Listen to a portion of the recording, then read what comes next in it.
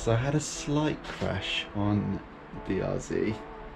I'm in my loungewear because my foot is currently massive and a bit purple in certain places. 2 crashes in one ride. I mean, I don't even think I got to talk you through the extra changes I've made. I'd added some the service handguards on, and I'm taking them off already because they're well and truly bent.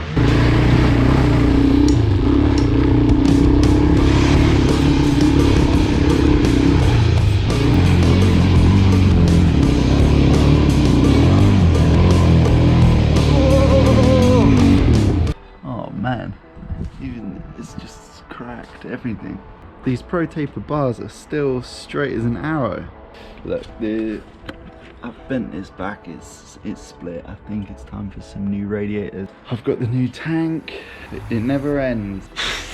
Okay, so this morning I started taking the tank off, draining all the fuel out, ready to put on the 15 litre IMS tank that I bought. I knew I had a bent radiator, but I wasn't sure how bad it was going to be. Turns out, I mean, the radiator is bent, but not completely broken. However, the fan has seen better days. Looks like I'm going to be buying a new fan and probably a new set of radiators. I might as well. And you can see how bad this one is now. This is cracked here. It's pretty ripped at the front here. It's not leaking, I don't think, but I think it's probably just better to replace it. That is the right hand side guard. This is the left hand side. So that hit straight into a tree and just caved in.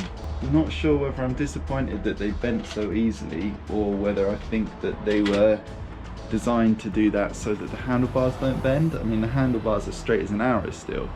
The only issue is these cost twice as much as the handlebars do.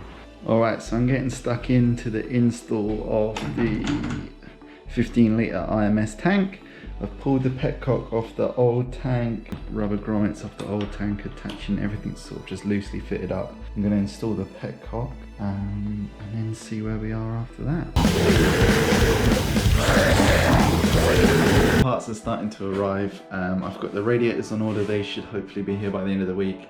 I've got a new fan which arrived. I have also got new replacement handguards. Just ordered the covers, which was a bit cheaper. I've got a JD jet kit which just arrived from America from Thumper Torque, along with an extended fuel mixture screw, which I mentioned in the last video, will allow me to adjust the fuel mixture without pulling the carb. Also a replacement screw from the top of the carb, as one of those was starting to strip. So I'm going to pull the carb, put all that in, and then await the new radiator and everything so I can connect up the fuel system again, because I can't replace the radiator and the fan with the fuel tank on. Alright, so I'm going to start tearing this down again. What I'm doing now is known as the 3x3 mod, so I've measured 3 inches by 3 inches here in the top of the airbox. I'm going to cut that out, and then with the new jetting kit, that's going to really improve the performance of the bike.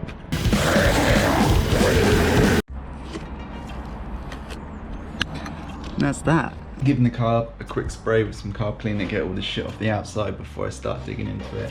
Going to get this JD jet kit installed. It comes with this instructional sheet which tells you what jets to use depending on your altitude and what modifications you've done. So you have to do the Airbox mod to use this jet kit, but you do not have to have a full exhaust or slip-on. So I've got the stock exhaust and I've just done the Airbox mods, and I live below 4,000 feet, and I'm pretty sure most of the UK is below 4,000 feet, so this is what we're going to follow. So this is actually all you need from this kit, which makes it seem pretty extortionate, but you do get all of the extra jets and the extra needle for if you ever do change altitude or need to adjust everything. But there we go, yeah, $80. Whew. Carbs all back together, new JD jets in place. It also comes with the fuel screws, which I replaced last time, but I just put those ones in anyway. The replacement radiators have arrived. I'm just fitting the fan now. The holes don't line up that well, of course, so yeah, I'm just working out bending the little tabs out so that it all fits. Okay, so the old radiators are drained and removed. The new radiators are on. The new fans on the new radiator. I'm just about to top it up with some coolant. And then we can reconnect all the fuel system, the new tank and everything to the carb. The tank is on. The carb is in with the JD jet kit. The fuel line is connected. Will it start?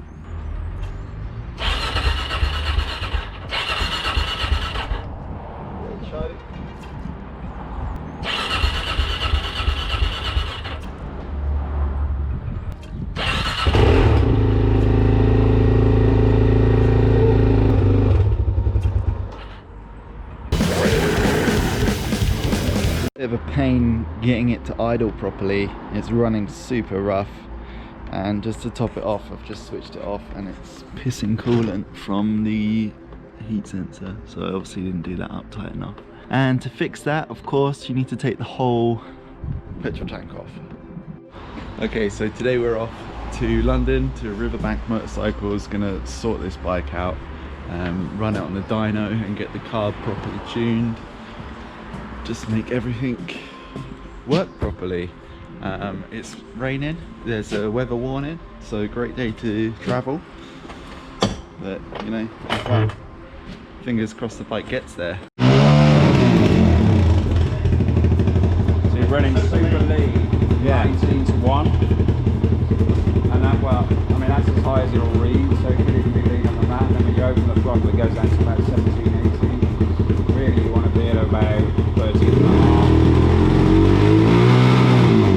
So to lead right the way through the red range.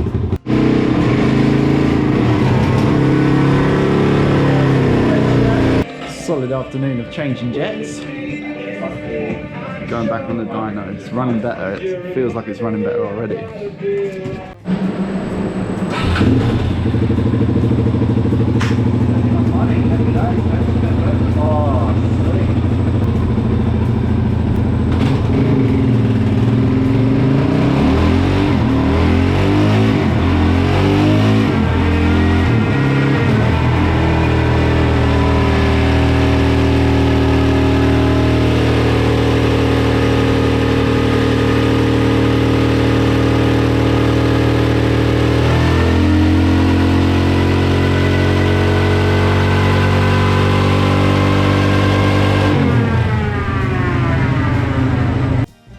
Okay, so bike's running great after the dyno, got home no problem, even in the pouring rain and in the dark with that terrible headlight on the DRZ.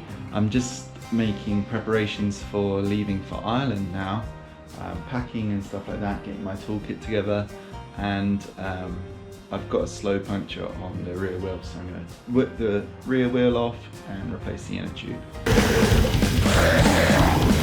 As always, there's another thing. Pulled the tyre off and noticed that the rims, the beads started breaking and crumbling. I don't know how old this tyre is, but it's probably pretty old. And now looking at the inside, what the fuck's happened here? Anyway, this tyre's toast, so I'll be ordering a new one. So the bike's all ready to go. I got some new tyres from Adventure Spec. They're the Motos Extreme Hybrid, so we'll see how I get on with them. They make the bike look awesome, to be honest. It's really cool to see it with proper knobbies on. The luggage that I'll be using for this trip is the Moscow Moto Reckless 40 system. I'm really excited to see how this one works. Alright, so the bike is all packed. I've been procrastinating all morning, to be honest. Should have left ages ago. We're putting it off. I'm a bit anxious. I'm really anxious actually. Untested bike, really. New luggage, new set of camping gear, new stuff to pack, and a trip the likes of which I've not really done before. So yeah, it's time to go.